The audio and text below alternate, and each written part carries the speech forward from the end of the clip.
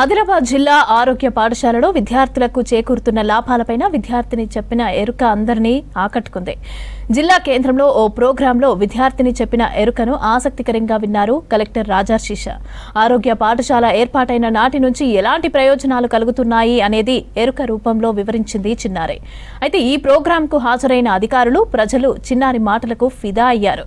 ఆరోగ్య పాఠశాలలో విద్యార్థులు సంపూర్ణ ఆరోగ్యవంతులుగా మారుతున్నారని ఎరుకలో తెలిపింది. ఇక ఎరుకపై విద్యా ఆరోగ్య శాఖ అధికారులు సంతోషాన్ని వ్యక్తం చేశారు. ఎరుక చెప్పిన విద్యార్థినిని అభినందించారు కలెక్టర్ రాజర్షిష.